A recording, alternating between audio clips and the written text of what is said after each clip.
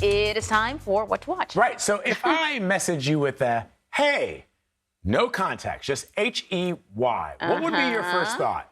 I would think you were getting ready to ask me something that I might not want to hear, like, hey, Emery, I got to leave early. Do you think you could stay for a few more hours on a Friday in the summer? Right. Something like that. I'd be like, oh, what are you going to ask me to do? Yeah, exactly. So with those simple three-letter words, that simple three-letter word, that's apparently causing a lot of stress in the workplace.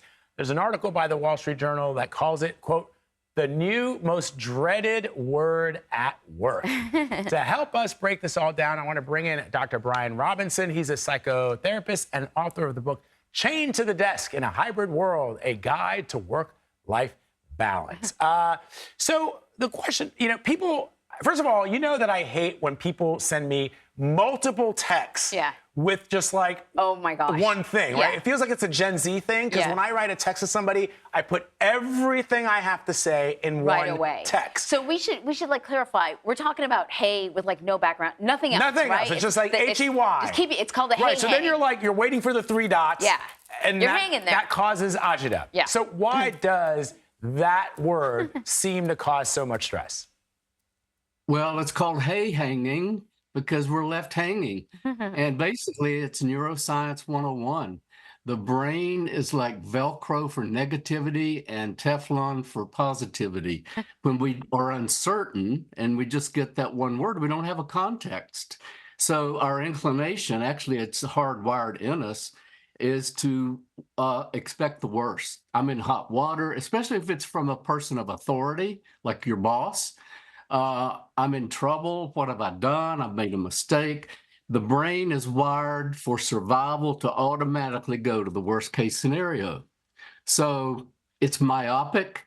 And so with the stress already, if you pair that with the stress in the workplace that's going on today, with the miscommunication and with the remote work versus in-office debate that's going on, it causes a work stress for a lot of people.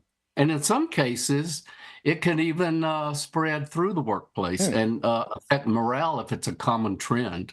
So I always start with hey, but I usually have a follow-up. But because I feel like it's wait, you send one text with the word hey? No, I'll go hey, ... and then I'll have like a mission statement or something, right? That's fine. But I do it because I'm trying to be nice. I feel like it's rude to just be like, can you do this for me? But I wonder if this is also a side effect of like how accessible we are, that we're getting emails and we're getting Slacks and we're getting pings and we're getting texts and all of this is like pouring into us at the same time. And that's part of the reason why a simple word like hey stresses us out. It's an artifact of asynchronous communication because people on Slack, for example, or any kind of instant messaging will maybe try to contact someone and say, hey, and then they don't get anything and then they leave and then that person gets the hey and they're not there. So it's all an artifact of how we communicate today. Some people are in the office, some people are at home.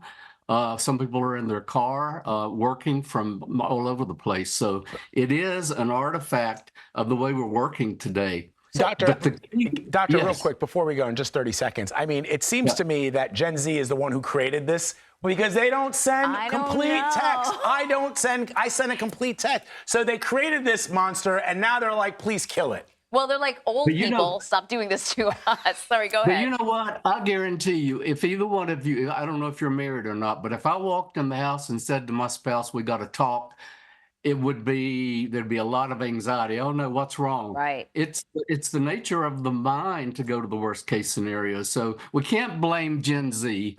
They may be brought up to the workplace, but we're all human and we all do it. Okay. All right. Thank you, Dr. Bryan Robinson, thank you very much. Thank you.